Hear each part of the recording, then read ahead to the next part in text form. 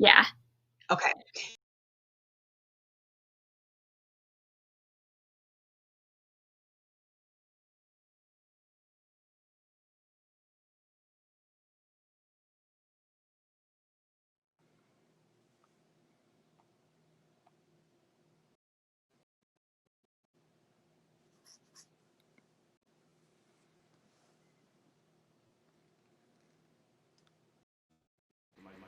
Okay.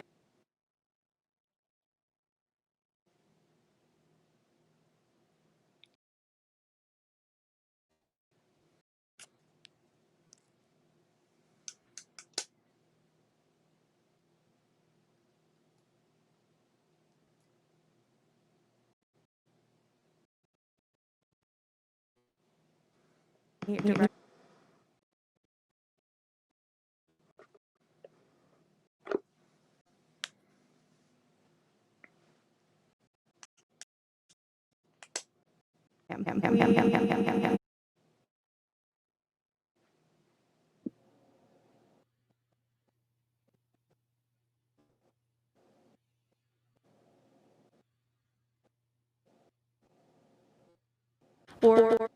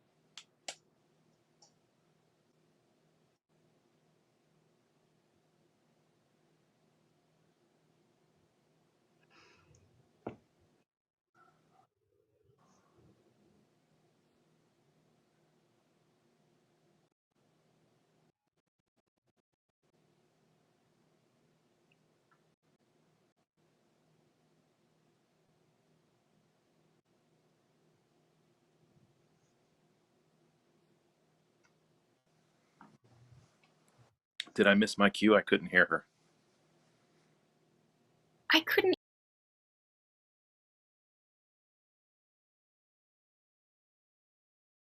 if you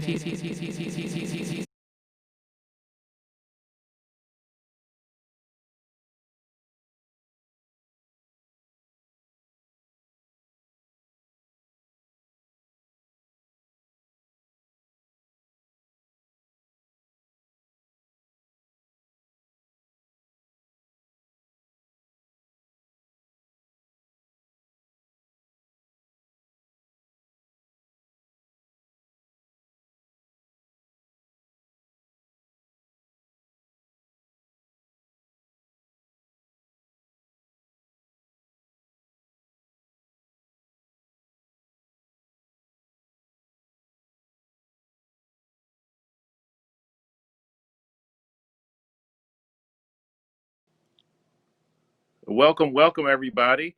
I'm very excited to be with you. My name is Carlos Robeson. I am a professional spoken word artist, playwright, teaching artist. I'm based in Charlotte, North Carolina, which is where I am right now. I would love to be in the same room with you, but we're going to do our best to create some energy and some good vibes, even though we're all over the place. I'm going to host an open mic with 5 folks on it, and then we're going to have a slam with a couple of the same folks, a couple of different folks. I am going to call everybody up one by one. And pardon me, I'm getting an email just to make sure I know what I'm doing. Great. Uh, uh, I'm going to call everybody up one by one in just a minute. But I want to make sure I get everybody's name correct. There's a huge lot of room for me to say names incorrectly. So when I call you up for the first time, actually, let's do it this way. In just a minute, I'll read everybody's name, and then when you come up, you can correct me if I'm wrong. I want to make sure the slam I've gotten correctly. I hope everybody's doing well. I can't see anybody yet, but that's all right. I am going to. I remember when I was slamming and when I was touring the country and getting up and doing open mics. The first poet up was always the least enviable position. The icebreaker was always the hardest slot to go in. So I'm going to do a very quick little poem to make sure nobody has the whatever it is, the terror that comes with going first. So here's something really fast. Let's do something really fast. X. I am overprescribed and undereducated. I'm addicted to sneakers and politics. I am jonesing for the next time I can see God. I'm addicted to the love that is around me. I am a gospel record skipping. I'm forever late and always on time. I'm trying to be a better person than I was yesterday. I am not the player. I am the game. I'm a sum of parts that is not yet whole. I'm a sense of humor that is best served cold. Last living soul. I'm a one-man revolution that is taking applications, looking for basic instruction between Genesis and Revelation. I am a coward that is balling his fist. I'm a champion that's sitting the bench. I'm a perfect score pinch. I am made are what I eat. Could it be concrete, birthed by ink, raised by sin and salvation, grew in this cradle of Bible Belt creation. I am a recovering depressive. I'm cocky and I'm clean. I'm still learning all my lessons. I am fresh and on the scene. I inhale on page. I exhale on stage. I'm a storyteller. I'm a goal setter. I'm a rule bender. I'm a sinner. I am rarely near my center. I am opinionated. And most of the time I'm wrong. But I started to see myself for the first time. I'm growing younger by the moment. My name is Carlos, and they tell me I'm a poet. Okay. I felt my video lag for a second. There was a second reason why I was doing that. So I'm going to ask Rachel and Beth, did we break up at all during that? Could y'all? It was a little bit. Okay. So I got to slow. Okay, I'm doing. Wonderful. I am going to introduce the open micers, the 5 of y'all, in the order that you're coming up. And like I said, I'm going to do my best to pronounce your name, and you can correct me up here. Uh, first up, we have PSUB,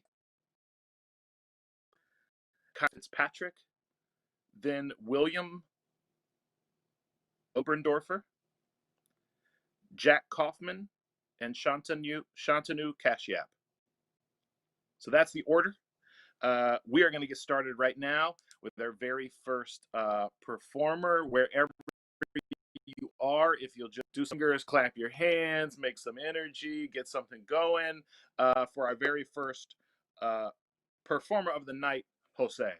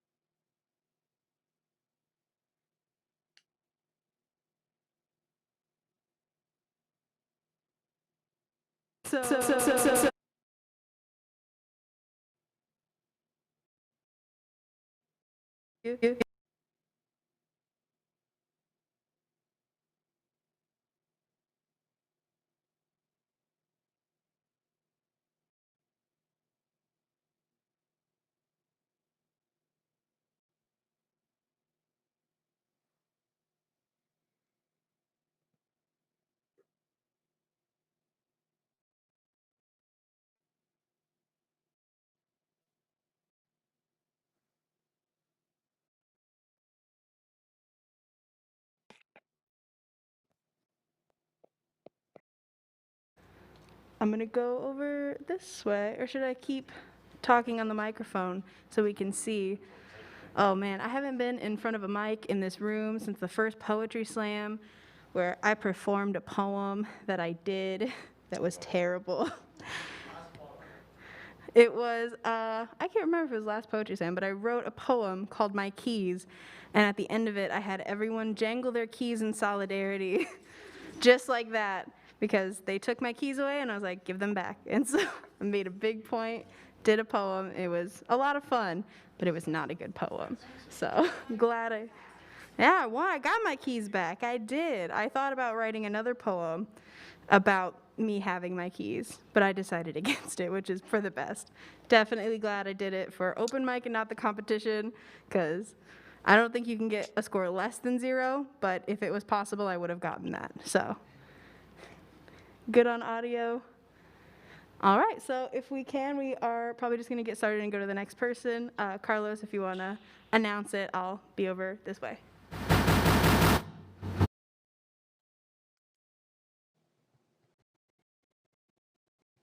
Great. Once again, for the very first time, y'all please create a lot of energy, even if you're in a room all by yourself. Send a lot of healthy vibes and positive thoughts to Jose.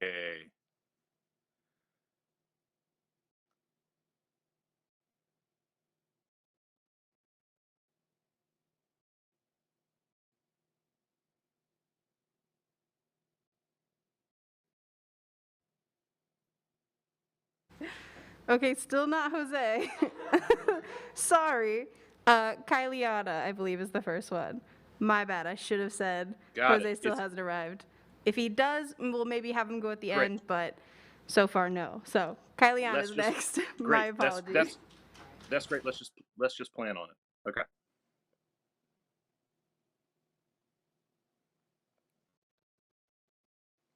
All right. Correction. Jose's not here. Let's just plan on putting him at the end, and that way we can keep things rolling. So, very first on the microphone tonight to give us what she's got. Y'all, please put together your claps and your cheers wherever you are.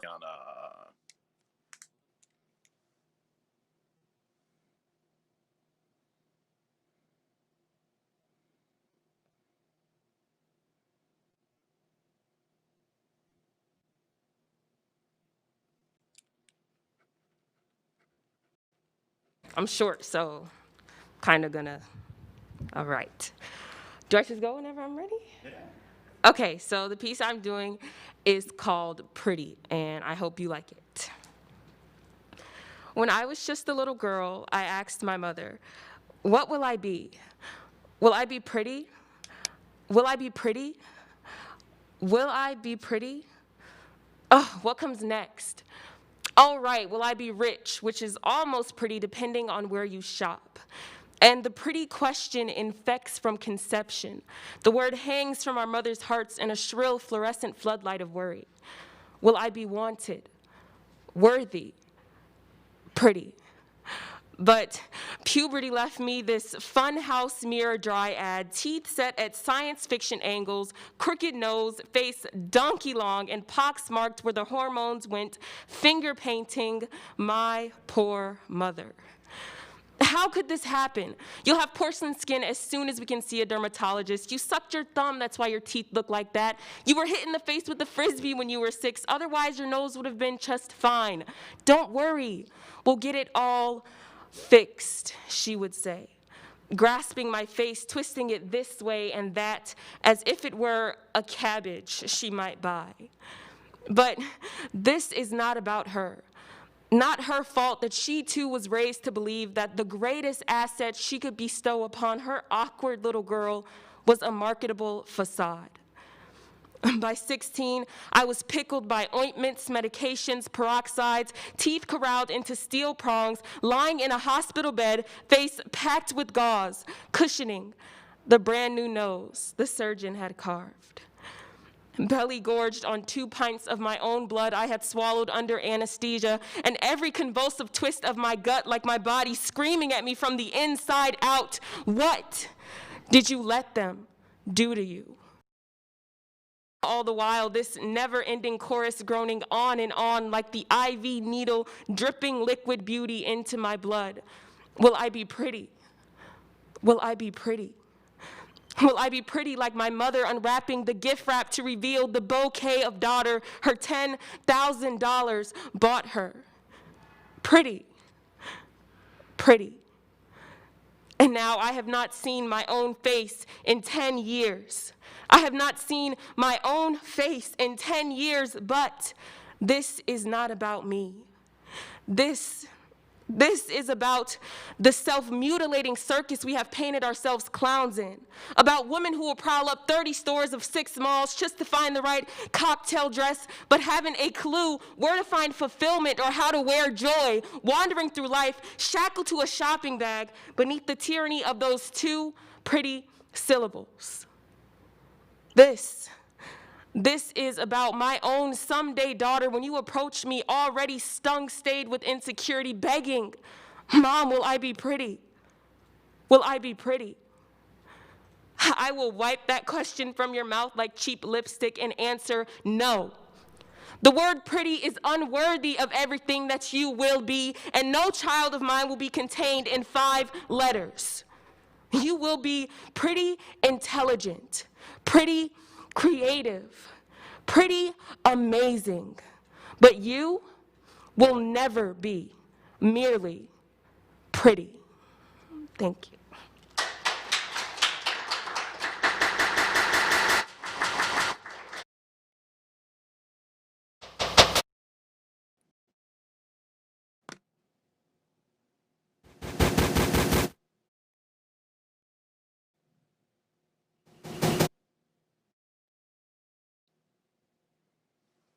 That was Kellyanna with an incredible poem, really cool.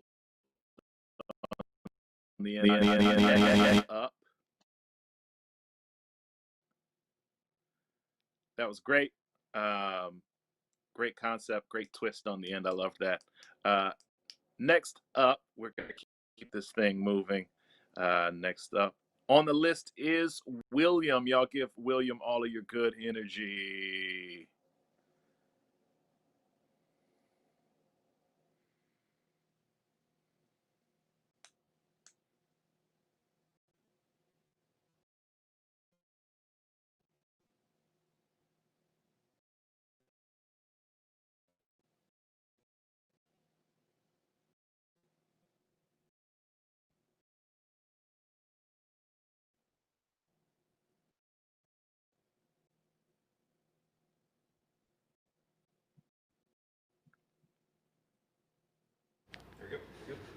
All right, sweet. I'll do you all a favor and follow that up, so the rest of you don't have to. I struggled to write a love poem for a while, and it was really frustrating to me. So this is kind of my love poem, but hopefully it's got a little funny, a little humor to it, because I couldn't do it the way most people do. So this one's called Love Poet or Know-It-Alls. Love poets are know-it-alls. They can make the swift drift of a leaf and fall depict their love of their significant other, or maybe their mother. They can write lines to make you swoon that say I love you to the moon, that this is not goodbye, but just see you soon. Their abstract infatuation or comparison to desirable destinations, their words, rhythm, and tone all have romance that can make even a statue dance.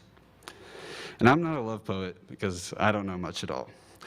But I love someone and I write poems, so I wrote this for you about some things I do know. I love you like a Chad loves a beer. No fear, that's life's better when you're here. I love your Miller High Life qualities and your Natty Lights. I love you on Friday, Saturday, Sunday, Monday, Tuesday, Wednesday, and Thursday nights. I love your emotional rushes all at once like a 3-gulp shotgun and the small doses like sipping on a cold one. And just like a Chad, I'm usually still feeling drunk on your love the next day. So yeah, maybe I'm not a love poet, but I still got more to say. I love you like a drunk girl loves elevated surfaces. You make me feel on top of the world, and everything you do makes me want to scream, yes, girl! My heart sings and screams simultaneously. I want to pull all my close friends into the joy so I can share and post the rest online for the people who only kind of care. And if I tried to be a love poet, I'd say that I don't just love your thunderstorms, but the raindrops. I love the foundation rocks below the mountaintops. I love the letters of the word, the feathers of a bird. I love all the fuzzes of the peach and every lesson that you teach. I love every oat in your oatmeal, and I love the way that you make me feel. So I'm not a love poet, but an in-love poet, and that excites me so much I wanted you all to know it. Thank you.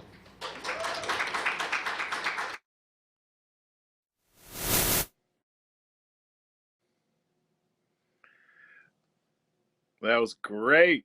Y'all make a lot of noise, send a lot of energy to William. That was great. What a good concept.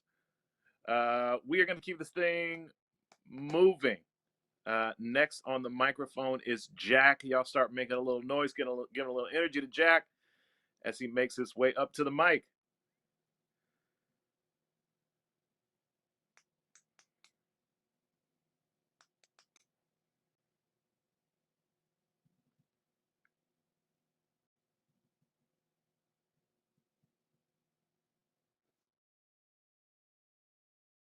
Coming up, and I wrote mine, I think a couple days ago, and I was like, oh, this is open mic, I'll do fine. Now I've seen what everybody else has done, and it's much shorter and not quite as fancy, but I hope it gets the job done. I call it cynicism. Cynicism. Noun. An inclination to believe that most people in the world are morally bad and selfish. Someone once told me that most people in the world are morally selfish and bad. And recently that quote floated back into my brain, a piercing statement. I dismissed it at the time. But looking at where we are, it is tempting. Tempting to believe that. Tempting to hate.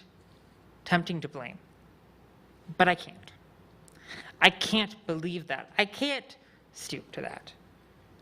Look at all the things we do for each other. People are awesome, damn it. And between my parents who raised me, my friends who love me, and everyone who's helped me, all the people who are out there saving lives, people who are making the world better, and the people who are providing for us. No one is going to sell me on that cynicism crap. And that won't change for anyone.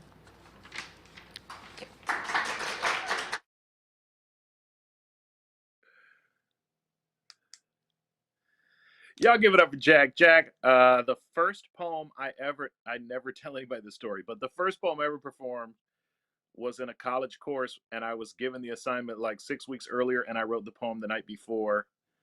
And I've done a lot of things with poetry since then. So, and your poem was a lot better than my poem. So don't worry, brother. You did a great job. Y'all give it up for Jack. Terrific job there.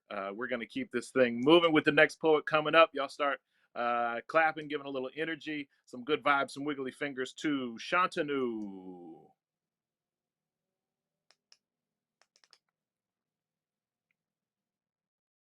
Can you hear me? Okay. So my poem is going to be shorter than the monologue I'm going to give before that, the context. Because to me, poetry is a way to highlight parts of my life, which I am a storyteller. So that's how that goes. So this poem is basically kind of what William was talking about, love. But this is kind of on a different tangent. So kind of taking the energy out of this room, not intentional, don't kill me. But it's kind of sad, but the poem is rather short, so it's not going to hurt too much. At least it hurt me, but, you know, it's all good. So here we go. This is about a girl I met, but things happened. She was out of my league, but things happened, and then more things happened, which the poem will tell. All right, let's go. She is too good to be true. The first day, I was sure. I'm not good enough, I know, but me, she did allure. I was quiet, it was calm. I turned to her, I did speak. Got to know her better by day, by passing week after week. Wished to know her closer, live with her till I was crazy. Short-lived were my joys, because she was somebody's lady. Thank you.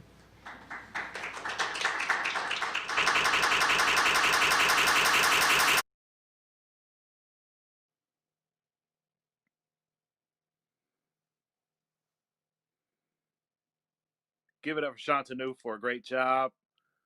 Wonderful presentation. Go with the assumption that Jose is in the building and in the wings, jumping up and down, ready to go. Y'all give it up for Jose.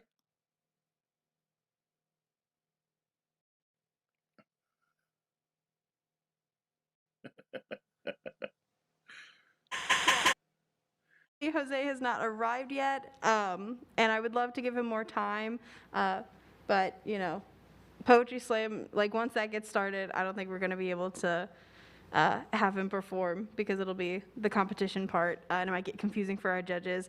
So I think I'm just going to take a moment to encourage people to get some refreshments if they'd like before we start, and also ask that our judges be introduced so that they can see, or the performers can see and get to know their judges a little bit before we move on to the competition portion. But yeah, thank you again, but he hasn't arrived, so thank you. I'm going to ask real quick if my email gave me the first half of, let's see, I've got the first half, my email cut off before the end of the slam list, and I'm wondering if Lauren can resend me the competitors. But we're going to take a minute and introduce our judges. I'm going to let them introduce themselves. First up, y'all put some wiggly fingers, some claps, and some good energy together for Rachel Price.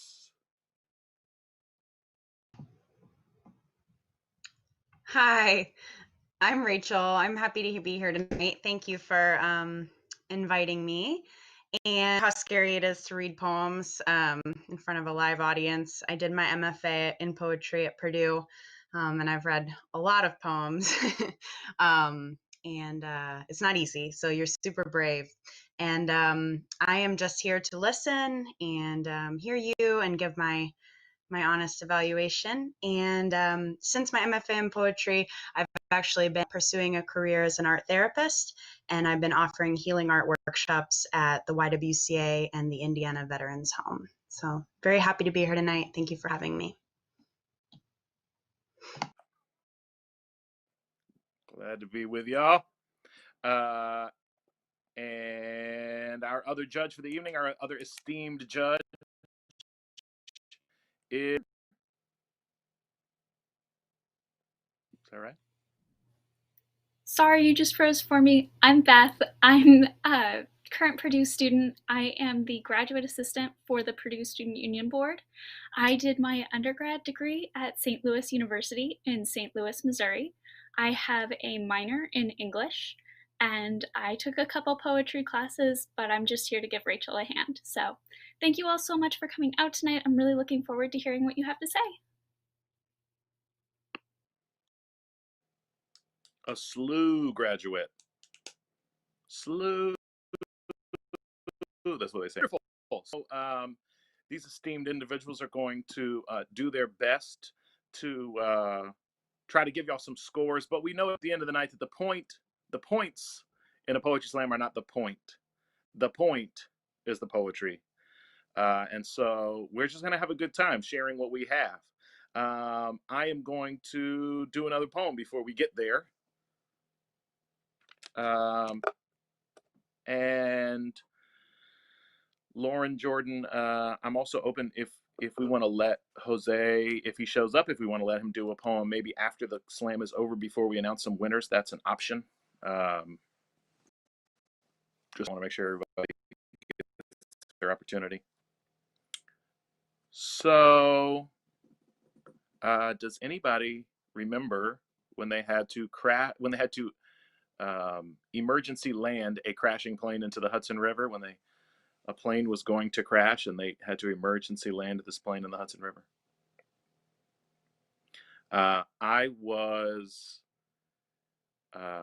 There's a couple of things that you should know about me. First of all, for like 20 years, I was terrified of flying from the time I was a kid until I was a full grown flying. Secondly, I love the news. I love watching the news. I love listening to the news. I read the news all day long. But on the day that they had to emergency land a plane in the Hudson River, I was traveling from North Carolina, where I live, to LaGuardia Airport in New York City to host a slam and do some poems at a college, just like we're doing tonight. And I didn't know that they had emergency landed this plane and showed up to the school, and I said, if anybody has any questions or concerns, raise your hand in the middle of the show and we'll talk about it. And a kid raised his hand and said, did you hear they crashed a plane in the Hudson? And I said, what? And he said, yeah, it was leaving from LaGuardia Airport. And I said, oh, that's where I leave from tomorrow. Where was it headed? And he said, Charlotte, North Carolina. And what airline was it on? It was on US. And I thought, well, I'm screwed. And I say that to say this. Y'all, I hate to fly, because every flight starts off the same way: in case of an emergency. Whether it's turbulence or terrorists or engine failure, they tell you that oxygen masks will be released from overhead. They say, please place this mask over your face and remember to secure your own before you help the people around you. But when the emergency finally happens, that's not what people do.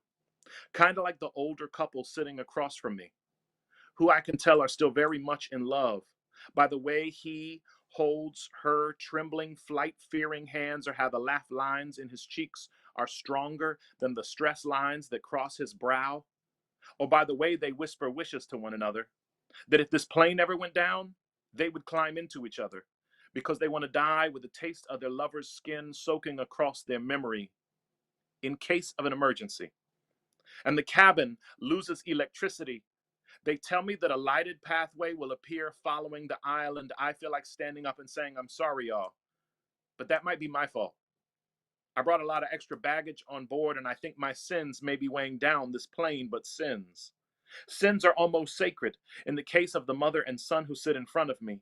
She lost a husband, he lost a father, one time while this son was sick, laying in a hospital bed, suffering from a disease that made his heart too big. But fathers know what's best. And this father knew that he and his son had the same blood type. And if the doctors could not find a transplant in time, he knew no doctor would refuse his son if he was to commit suicide. And he hung himself so that his son could become the man he'd always seen in the back of those little 8-year-old eyes in a state of emergency. Kind of like the doubled over ancient woman who sits directly next to me.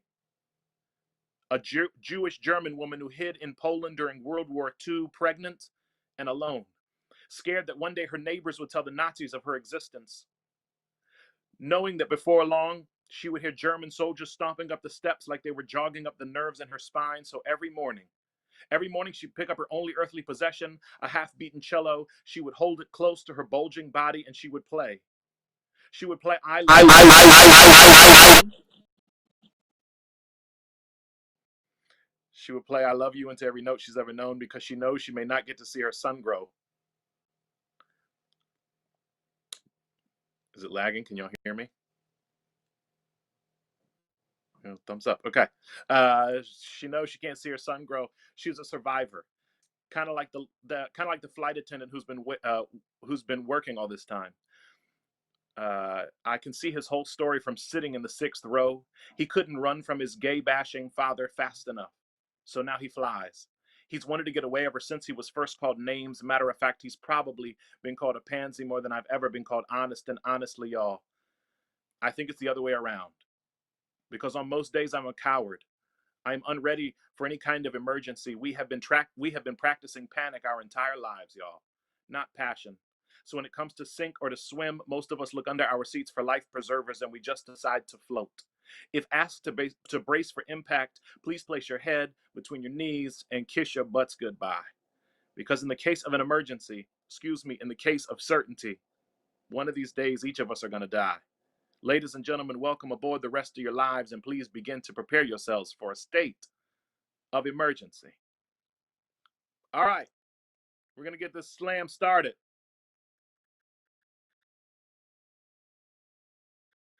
Microphone. Y'all make some noise for Kellyanna.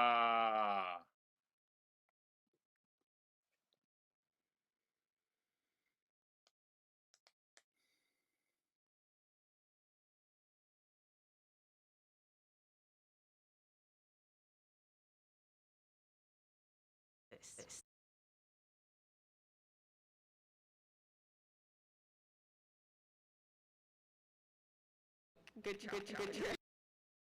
So this one is actually an original piece. It's not short, but hopefully like you guys like it and I don't waste like any of your time. It's very personal, and it was something that I wrote when I was going through the midst of a very difficult time in my life, but it gets optimistic towards the end, so I hope you guys like it.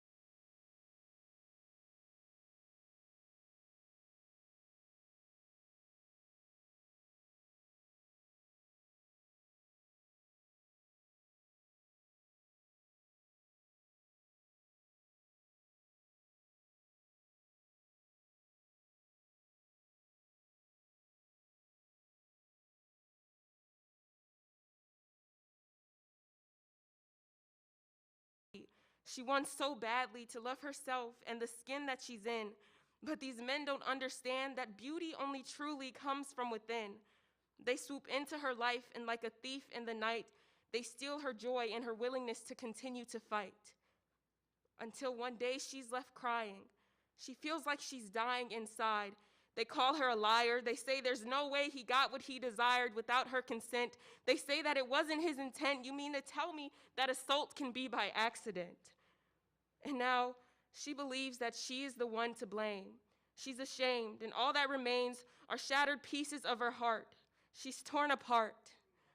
When will she start to see that her life has meaning? When will she start believing that she's worth it and she does have purpose and she deserves all the love the world has to give because she is beautiful. She's beautiful deep down in her soul, and she can let go of all the pain that tries to control her. He sees her hurting, but she's searching in all the wrong places. The only escape is through his grace and his mercy. There's no need to worry. To him, you are worthy. You are priceless. You were made in his likeness. So please believe makes you free. Your faults and imperfections are not what your heavenly Father sees. You are my child. You belong to me. You are the apple of my eye, my masterpiece. I can't guarantee that your life will be free of pain, but I can guarantee that by your side is where I'll forever remain. Behold, I am with you always, to the end of the age. Do not grieve, for the joy of the Lord is your strength. I will strengthen you and I will help you. I'll uphold you with my righteous right hand, because my love is patient and it is kind. It is not arrogant. My child, don't you see that you are a beacon of light? Can't you see that you aren't meant to fight this fight? You're not alone. You've grown so much. Hear me when I say that I'm proud. Put down the blade. Let go of your pain. It's okay. It's over now. I love you beyond measure. That's why I sent my son. Just run to me, Kylie. The battle is already won. Your strength does not come from you. It comes from above. So if you ever feel defeated, just remember the extent of my love. Have faith in me and believe that you are blessed. Cast your cares on me, and I will give you rest. I know that pain is all you ever got from men, but with me, you will never have to pick up a razor again.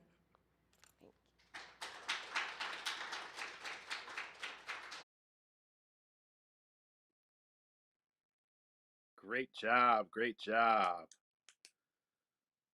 All righty. We are going to, I'm going to buy the judges just a minute so that they can jot some notes down, whatever they need to do. This is usually the point in the show when I would ask the audience a question like, do we like Chris Hemsworth or Chris Evans better?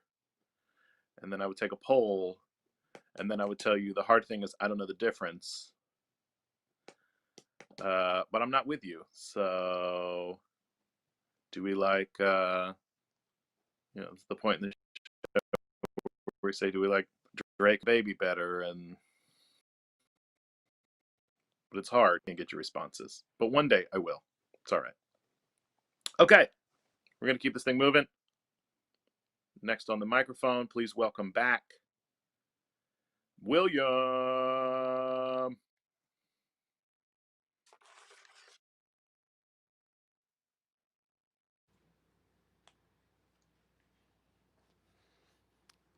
What's up? Hear me? Sweet. This poem I wrote about a super important point in U.S. history that probably none of you learned about in class. And shout out to Lin-Manuel Miranda for inspiring me to write about history. So this one's called Colonel. A twist and a twirl of his thick brown stash as he looked at the chalk in his hands before the class as he stood, and thought about how in its short life it sacrificed for the greater good, how he wished to live his life that way if he could. And in his humility, he wondered if it was worthwhile to use its short life to write his name upon the board or if that was vile. So instead, he said, "My name is Professor Chamberlain." Yes, a professor of rhetoric by trade, so as you can imagine, he had quite the ability to persuade. He taught his class of Plato, Sophus, and Aristotle how to get out of the cave and break from the basic 5-paragraph model, but his mind kept wandering from his lesson plan. Because it was 1862 and his friends, neighbors, and coworkers were out there dressed in blue in the war that lasted longer than he thought. And that thought burned. That's it, class adjourned. Sat back, synced the quill and ink because it's Professor Chamberlain's turn. As he wrote, "I don't know much about warfare, but what I do not know, I will learn."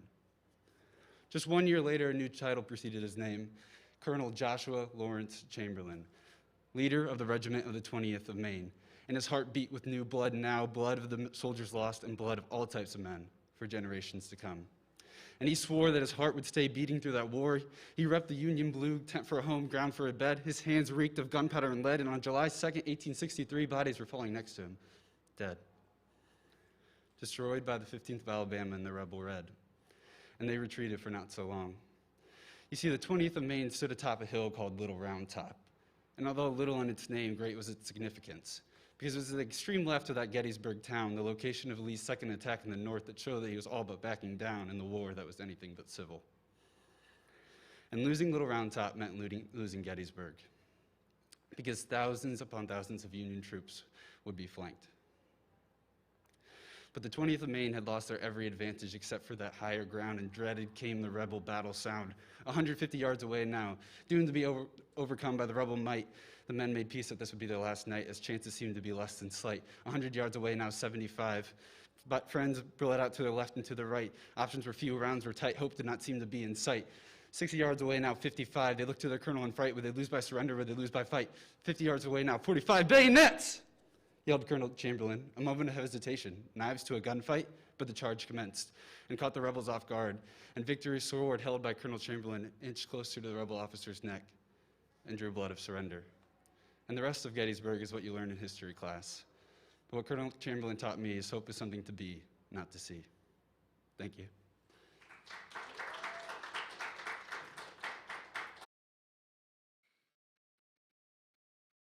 Nice. Great job. All right. I'm going to buy our judges a second to take some notes.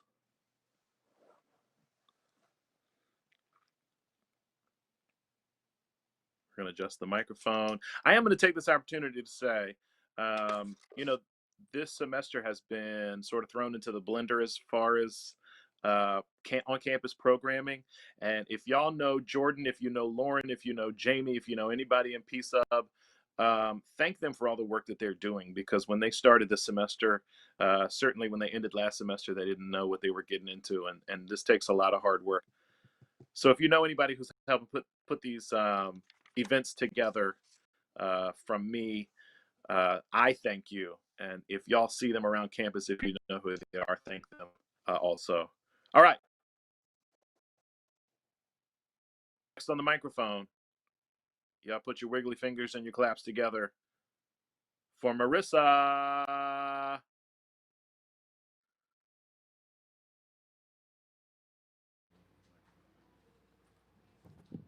Okay. Hi, everyone. So my name's Marisa. This is my first time performing, so you can hear my heartbeat, that's why. I'm going to be performing a poem called Canvas I wrote a while ago, so hope you like it. Her soul is a blank canvas. For years, she draws, paints, folds, crinkles, and sketches along its surface. Yet she still struggles to picture the scene. Peach juice stains, tomato sauce patches, and blotches of grass smear along its exterior. A once adventurous, unconstrained girl with a constant smile left her mark on the canvas. She fears no future, but simply daydreams of the next big adventure awaiting for her, once she's big enough. A few years pass, and the once ornery child becomes an anxious, apprehensive teenager. Stains coat the canvas from sweaty practices, tearful goodbyes, and muddy memories. When the portrait begins to become clearer to the beholder, she soon realizes the image twists as the canvas changes imagery once again. The stains soon fade, but never permanently disappear. New ones soon arise, showcasing a life ever-changing, always developing, but never fleeing. The girl, now seen as a young woman, dreads the canvas. The image only showcases coffee stains, broken promises, and empty tomorrows. She dreams of the lipstick stains kissed onto the landscape, flower petals taped to the canvas, small finger smudges smearing along the sides, and sunny days dancing in the horizon. Not only a sense of purpose does she long for, but a composition of everlasting love she fears she'll never have. If only she knew that among every stain, smudge, tear, fold, hole, blotch, and imperfection, everlasting love surrounded her with every stroke of her brush. And what makes her canvas a masterpiece? Everlasting love will never flee. Thank you.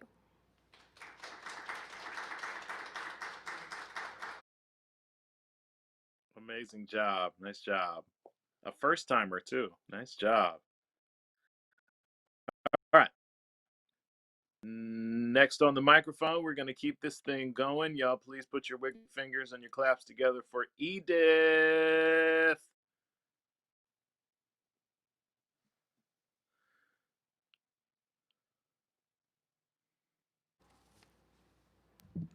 My name is Edith. This is a shorter poem, and it's about exploring the power dynamic between men and women. Eve made a choice, decisive, firm. She chose the fruit, and the world stirred. Man's first sin, though not a man. Less than man, though her sin is greater than Adam's sin. But he chose the fruit too. He bit and chewed and swallowed his truth. But we talk about Eve, say, she led him astray. Is Adam not responsible for his actions that day?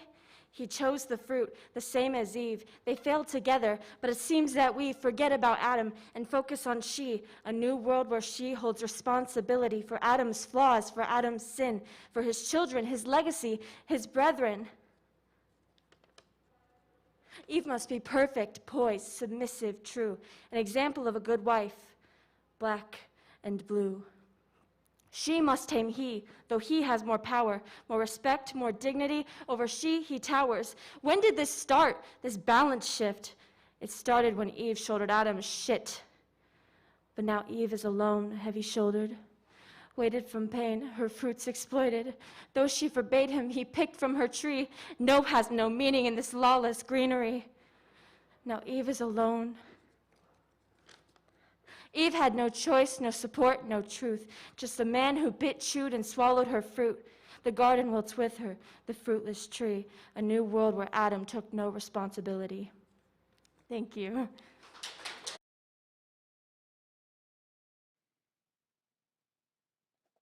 Very nice, very nice. Y'all give it up for Edith. And we are going to keep our energy going. For the last person in the slam, next person on the mic, one more time, coming back up. Y'all give it up for Shantanu.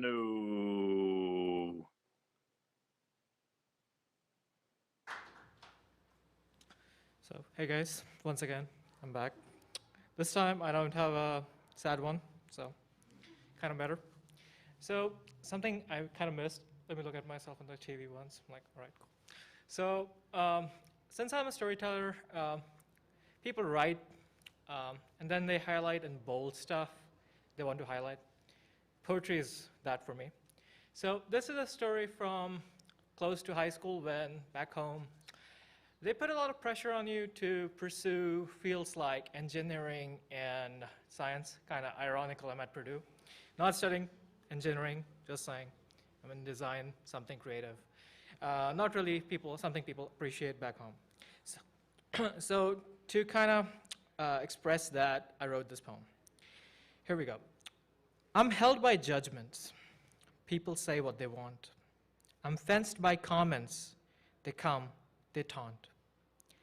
I'm trapped in this world with moronic people and their stereotypes. I should make no decision, they say, smoking pipes. But I have an open mind, which isn't what these people prove. They want me to be like them. I wonder how many they misdrove. They act like they own a cage, and I am the bird to feed. They feed me what they want. They don't care. They don't let me fly. They don't care if in my dish it's a stone or a seed. Well, all they want is to just end my breed. Someone please tell them I'm not alone. They can try to pull me down, but I won't listen. Thank you.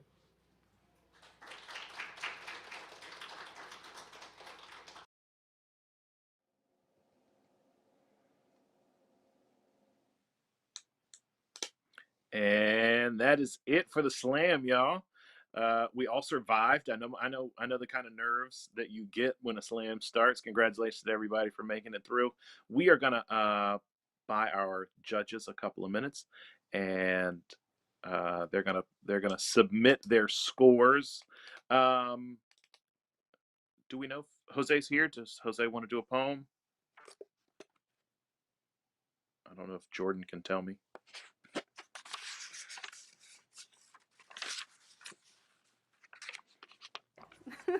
So yeah, Jose did not arrive. It's just me again. I'm not Jose. Not Quite a all right. secret alternate personality. It's still just me, Jackie. Maybe I should have. No, it's fine. Okay, so it's still just me. So that was really great. That was the end of the slam. The judges are going to pick the first and second place winners. And also we have an audience choice option.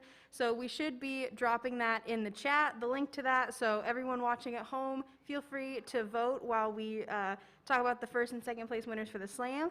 And we have QR codes here in person for the audience members and for the people here. If you want to scan, you also are welcome to vote. But that was really great, and I want to thank everybody so much for performing. That was like so, like I got chills. I almost started crying. It has been an emotional night here. Like so many good poems.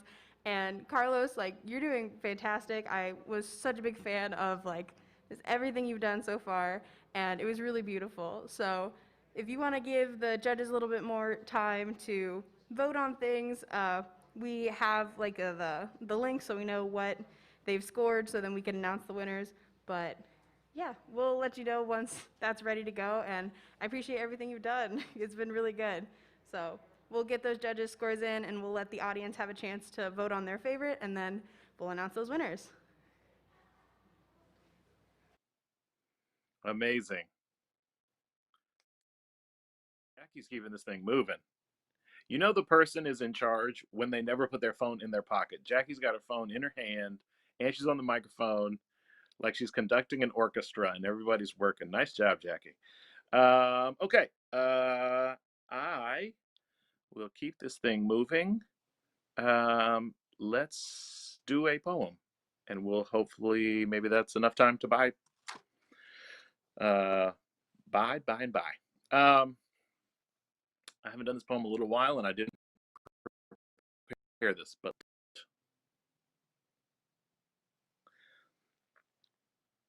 so a few days a week, I used to spend my mornings helping to teach basic motor skills to young kids with autism at 8:30 in the morning. And don't get me wrong, it was a blessing, but it ain't easy trying to teach 18 or 8-year-olds to sing Itsy Bitsy Spider at 8 o'clock in the morning. Also, I should probably tell you I'm not a morning person. But James makes my days better. He comes with a list of disorders longer than most felons' arrest records and a smile that would turn those same felons into puppy dogs. If he could, he wouldn't be able to hold them very long, but if he could, he would belt them. You'd be able to hear Marvin Gaye's pain and Mahalia Jackson's praise in an 8-year-old. The way he jerks his head and shoulders just to get deeper inside the notes he can't even hit. And while I'm begging Terrence and Thomas to at least try and hum Mary Had a Little Lamb, James is by my side bellowing God's gospel from lungs so small I could hold them in my hand.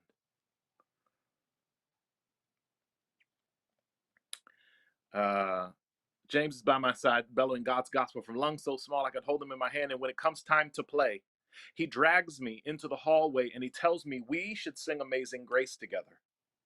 So we do, over and over and over until it sounds just like he wants. A note held a little longer here, a little higher there. I call him my Sultan of Soul, and even though he has no idea what I'm talking about, he's still proud of it. He walked into the back room one day where he knows he shouldn't be, sees a look on my face as CNN tells the tale of yet another school shooting, and he asks me if the people on TV are in trouble. And then without waiting for a response, he says, "Don't worry, Jesus is there." And I want to tell him I stopped believing in Jesus because I couldn't understand why Jesus would give him all the flaws that he did. I want to tell him I think God forgot you. I want to tell him I don't understand why God gave you all these flaws that he should have given to me instead, but I don't, y'all. I don't say anything.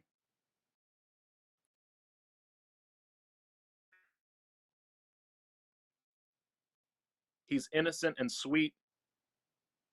He scratches the left side of his face with his right hand. He is as graceful as dishes breaking, but I still watch him like I watch snowfall in silence. A couple of months ago, he became sick, so I would visit him when I could. I walked into his room one day as he asked me if I remembered to brush my teeth. And I said, yes.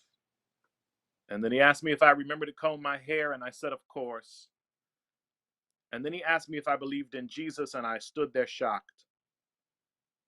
And I realized that God is going to find me whether I want God to or not, calling me from the only face left on this planet that I cannot seem to deny. So for the first time in a very long time, I said, yeah, y'all,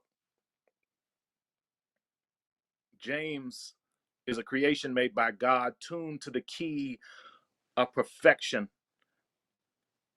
And now James is with him, probably standing on God's side, singing Amazing Grace, just like we practiced. Amazing grace, how sweet the sound, like me. I once was lost, but now I'm found. I was blind and now I see. All righty. I think it is time. Do we think we may have some winners? Singing voice, by the way. That was beautiful, and that was really cool. Sorry. Yeah, so we took a look at the scores, so we now know the different winners. We are going to show the prizes on the stream and give those to the winners. I believe that one is the audience choice. Should we do that one after first and second, or audience choice first? We'll start with audience choice. Okay, so we have the audience choice winners prizes here, which is a book by, I can't remember her first name. What was it? Amanda Lovelace. I forgot what that was. We have a really cool calligraphy pen, and then we also have some themed cards. So that one's audience choice. So would you like to announce the winner for audience choice? I'm so sorry. I'm going to mispronounce your name, but our audience choice winner is Kyliana. Congratulations.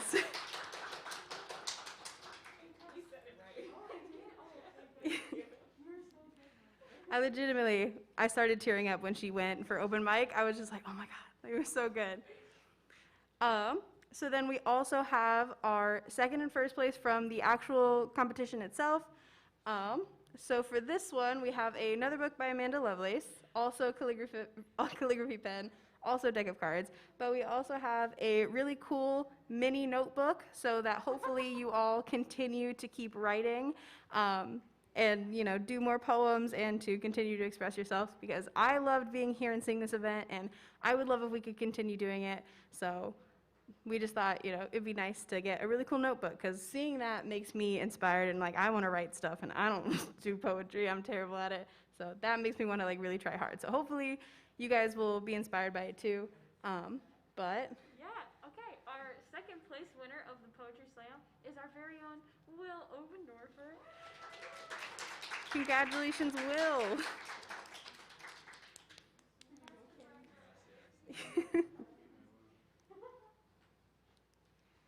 So that was second place. Really cool. I love that one a lot.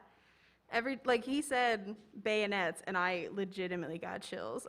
Something about the speed, it just went up and then shouted it, and it got me. So next is our first place winner, again, Amanda Lovelace book, calligraphy pen. We have, again, the deck of cards, but then we have a larger notebook. A little bit more, bigger ideas maybe. So bigger ideas, bigger emotions and poems, and I don't know, more. It's exciting. I like it a lot. One of my favorite ones. I really enjoyed picking out prizes with Lauren and Jamie. It was a lot of fun. We actually got all the prizes for this event from Vaughn's, which is a local store, so support local businesses. They have a lot of cool stuff in there. But first place. Yes, our first place winner. Give a big hand to Edith.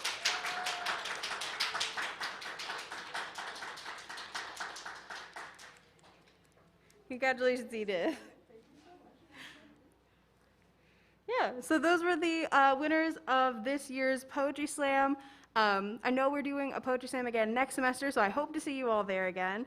It's going to be really cool, and now that we have a little bit of an idea of what our virtual and hybrid events are going to look like, hopefully it'll be even better than this one. I don't know how it could be possible. This one's been so great. No complications at all. But hopefully it'll be even better next time. And I really appreciate everyone in the audience, all the performers, everyone at home who is watching this either live or again after. It was so amazing. If you could pull up Carlos and the judges, I want to thank them for dedicating their time being here and judging and being the MC and talking to us and showing us all the different things. it was so great having you here, and we couldn't have done this without you. And I'm so thankful that you guys were here. This is, I know, my last event as a director here in PSUB, so it means a lot that you guys were here and that everyone is here performing. So just thank you, and if we can get a round of applause.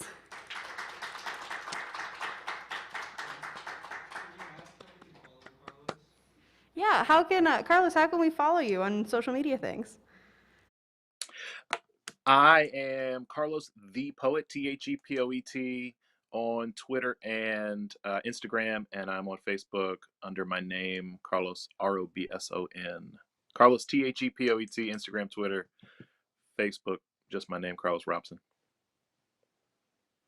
Also, y'all did an amazing job putting this event together. An incredible job. This is really hard. I've done a bunch of these this semester, and y'all kept moving, easy patient with me, getting all the tech stuff. Like, everybody did an amazing job. Y'all should pat yourselves on the back. Everybody did a great job. Wonderful job. Guys, again, so much for being patient with us while we figured everything out. And you know, it's a really difficult time to do programming and to be social and to interact with others and to be connected on campus. So we're doing like everything that we can to make sure that everyone still has these opportunities to come out and do these things. And I'm so happy that you guys were here for that. Please, we have so much food left. Take some food when you go. It's delicious. It's so good. So thank you all for coming. I know this was shorter than we originally planned, but you guys were just so on it. Like, you went through it so fast. Like, you knew what you're doing. Like, you got it. So we finished a little bit early, but I do want to thank you so much. And if Carlos and Beth and Rachel, if you guys wanted to say anything, like as closing, feel free. I just want to thank you guys again so much, and thank you all for coming.